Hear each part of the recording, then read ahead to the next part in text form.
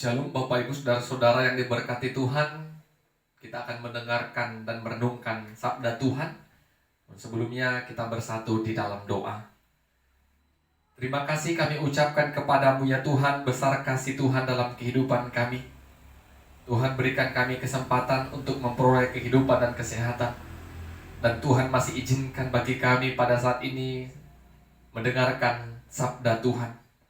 Biarlah hati dan pikiran kami dipenuhi dengan kuasa Roh-Mu ya Tuhan, sehingga kebenaran firman Tuhan boleh kami mengerti. Dalam nama Yesus kami berdoa dan bersyukur kepada Tuhan. Amin. Saudara-saudara, Bapak Ibu yang diberkati Tuhan, firman Tuhan bagi kita pada saat ini dari 2 Raja-Raja pasal 5 ayat pertama sampai ayatnya yang ke-14. 2 Raja-Raja pasal 5 ayat pertama sampai ayat yang ke-14. Kami akan bacakan firman Tuhan bagi kita. Demikianlah firman-Nya. Naaman, panglima Raja Aram, adalah seorang terpandang di hadapan tuannya dan sangat disayangi. Sebab oleh dia Tuhan telah memberikan kemenangan kepada orang Aram. Tetapi orang itu seorang pahlawan tentara, sakit kusta. Orang Aram pernah keluar bergerombolan dan membawa tertawan seorang anak perempuan dari negeri Israel. Ia menjadi pelayan pada istri Naaman. Berkatalah gadis itu kepada nyonyanya, "Sekiranya tuanku menghadap nabi yang di Samaria itu, maka tentulah nabi itu akan menyembuhkan dia dari penyakit." Lalu pergilah Naaman memberitahukan kepada tuannya, katanya, "Beginilah dikatakan oleh gadis yang dari negeri Israel itu." Maka jawab Raja Aram, "Baik, pergilah dan aku akan mengirim surat kepada Raja Israel." Lalu pergilah Naaman dan membawa sebagai persembahan 10 talenta perak dan 6.000 sikal emas dan 10 potong pakaian. Ia menyampaikan surat itu kepada Raja Israel yang berbunyi, "Sesampainya surat ini kepadamu, maklumlah kiranya bahwa aku menyuruh kepadamu Naaman pegawaiku, supaya engkau menyembuhkan dia dari penyakit kustanya." Segera sesudah Raja Israel membaca surat itu, dikoyakkannya lah pakaiannya serta berkata, "Allahkah aku ini yang dapat mematikan dan menghidupkan, sehingga orang ini mengirim pesan kepadaku supaya kesembuhkan seorang dari penyakit kustanya? Tetapi sesungguhnya perhatikanlah dan lihatlah, ia mencari gara-gara terhadap aku." Segera sesudah didengar Elisa, abdi Allah itu, bahwa Raja Israel mengoyakkan pakaiannya, dikirimkannya pesan kepada Raja, bunyinya, "Mengapa engkau mengoyakkan pakaianmu? Biarlah ia datang kepadaku supaya ia tahu bahwa ada seorang nabi di Israel." Kemudian datanglah Naaman dengan kudanya dan keretanya, lalu berhenti di depan pintu rumah Elisa. Elisa menyuruh seorang suruhan kepadanya mengatakan, "Pergilah mandi 7 kali dalam sungai Yordan, maka tubuhmu akan pulih kembali sehingga engkau menjadi tahir." Tetapi pergilah Naaman dengan gusar sambil berkata, "Aku sangka bahwa setidak-tidaknya ia datang keluar dan berdiri memanggil nama Tuhan Allahnya, lalu menggerakkan tangannya di atas tempat penyakit itu dan dengan demikian menyembuhkan penyakit kustaku. Bukankah Abana dan Parpar, sungai-sungai Damsik, lebih baik dari segala sungai di Israel? Bukankah aku dapat mandi di sana dan menjadi tahir?" Kemudian berpalinglah ia dan pergi dengan panas hati. Tetapi pegawai-pegawainya datang mendekat serta berkata kepadanya, "Bapak, seandainya nabi itu menyuruh perkara yang sukar kepadamu, bukankah Bapak akan melakukannya? Apalagi sekarang ia hanya berkata kepadamu, 'Mandilah dan engkau akan menjadi tahir.'" Maka turunlah ia memendamkan dirinya 7 kali dalam sungai Yordan, sesuai dengan perkataan abdi Allah itu. Lalu pulihlah tubuhnya kembali seperti tubuh seorang anak, dan ia menjadi tahir. Amin. Bapak Ibu Saudara-saudara yang diberkati Tuhan, tema firman Tuhan bagi kita, ketaatan mendatangkan mujizat. Ketaatan mendatangkan mujizat.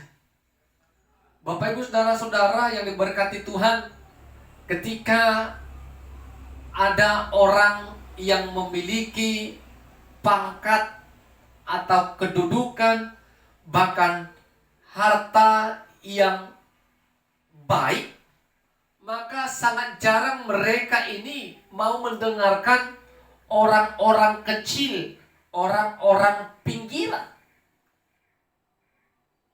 Mereka akan mau mendengarkan nasihat atau bujukan atau perintah dari orang-orang yang lebih hebat dari mereka. Berbeda dengan firman Tuhan yang kita baca tadi, Naaman seorang panglima perang. Itu panglima dari Raja Aram. Dia adalah panglima yang sangat disayangi, disenangi, karena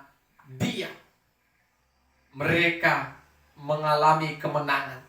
Tuhan memberikan kemenangan bagi Naaman. Bapak Ibu saudara-saudara yang diberkati Tuhan, tetapi Raja Naaman ini punya penyakit, yaitu penyakit kusta. Tentu ketika dia mengidap sakit kusta, dia tidak lagi bisa bekerja dan berperang. Karena penyakit kusta adalah penyakit yang sangat berbahaya. Penyakit yang sangat-sangat sulit sembuh, yang bisa disembuhkan oleh karena mujizat semata. Bapak Ibu saudara-saudara, ketika Naaman dilihat oleh hamba dari istri Naaman tadi, maka hamba dari istri Naaman berkata kepada istri Naaman, seandainya tuanku pergi ke Samaria, maka ada seorang nabi dari Israel yang akan menyembuhkan, mentahirkan sakit kusta dari tuanku itu. Bapak Ibu saudara-saudara, Naaman tidak memandang siapa yang memerintah itu. Apakah dia orang terpandang? Apakah dia orang berpendidikan? Yang mengatakan itu hanya seorang hamba dari istrinya. Tetapi dia mendengarkan dan mengindahkannya. Sehingga dia berkata kepada Raja Aram agar dia menuliskan surat agar Naaman pergi kepada Raja Israel. Bapak Ibu saudara-saudara, Naaman pergi dengan persiapan membawa korban-korban ucapan syukurnya. Dan ketika dia sampai kepada Raja Israel itu membaca surat yang dikirim oleh Raja Aram tadi. Dia marah dan mengoyakkan pakaiannya. Siapakah aku ini? Apakah aku dapat menghidupkan dan mematikan manusia, mematikan orang? Dia mencari gara-gara kepadaku. Mendengar itu Bapak Ibu, Elisa sebagai abdi Allah, mengapa engkau mengoyakkan pakaian? Suruhlah Naaman datang kepadaku agar dia tahu di Israel ini ada seorang nabi. Akhirnya Naaman disuruh pergi menghadap abdi Allah, yaitu Elisa. Elisa berkata dari jauh, dan perkataan itu juga disampaikan tidak langsung dari mulut Elisa, tapi dari orang lain. Dan perintahnya, pergilah, mandilah ke sungai Yordan sampai 7 kali, maka engkau tahir. Dengan bersungut, dengan menggerutu dan gusar hati, Naaman pergi menuju sungai Yordan itu. Tetapi dia berkata, bukankah sungai di Damsyik lebih hebat, lebih punya nama daripada sungai-sungai di Israel? Dia menggerutu, Bapak Ibu saudara-saudara. Tetapi pegawai-pegawainya yang bersama dengan dia mengatakan, Bapak, sekiranya Elisa memerintahkanmu melakukan perkara-perkara yang besar, bukankah engkau juga melakukannya? Ini dia cuma mengatakan mandilah di sungai Yordan 7 kali. Bukankah itu perkara yang mudah? Akhirnya Bapak Ibu Saudara-saudara, Naaman mengindahkan apa yang dikatakan oleh pegawai-pegawainya. Sehingga Naaman mandi mencelupkan badannya 7 kali. Dan akhirnya Naaman seketika itu juga menjadi tahir. Bapak Ibu Saudara-saudara lihat, Naaman seorang panglima yang besar, yang hebat dan luar biasa, yang terpandang. Akhirnya memperoleh kesembuhan, memperoleh mujizat dan anugerah. Itu semua karena ketaatannya. Dia taat. Apa yang dia dengarkan, apa yang dia kerjakan, dia taat. Walaupun hatinya gelisah, hatinya gusar, tetapi ketaatan itu sampai dan akhirnya dia melakukan apa yang diperintahkan oleh Elisa. Dan di balik ketaatan itu dia memperoleh mujizat. Kita lihat bagaimana orang-orang kecil. Pertama tadi hamba dari istrinya mengatakan itu, Naaman pergi. Berikutnya ketika Naaman sudah menggerutu dengan gusar hati, pegawainya datang. Bapak, bukankah itu perkara yang mudah? Dan akhirnya Naaman mengindahkan perkataan dari pegawai-pegawainya. Luar biasa Bapak Ibu Saudara-saudara. Naaman tetap melakukan apa yang harus dia lakukan dan kerjakan, walaupun itu dari suara-suara orang kecil. Jadi Bapak Ibu Saudara-saudara yang diberkati Tuhan, di sanalah kita melihat ketaatan mendatangkan mujizat. Dia taat, walaupun dengan kesal hati dia kerjakan itu.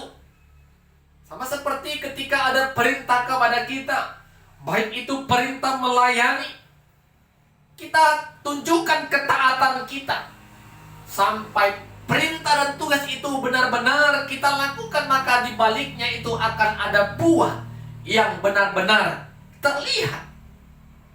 Kita sebagai suami istri taat melakukan tugas dan tanggung jawab, walaupun kita menggerutu, tetapi kita tetap lakukan itu sampai akhir. Dan pada akhirnya ketaatan itu mendatangkan sebuah keberhasilan dan kesuksesan. Ketaatan kita sebagai orang tua, ketaatan kita sebagai anak akan menghasilkan berbagai hal-hal yang baik, berbagai hal-hal yang positif, mendatangkan kebaikan dalam kehidupan kita.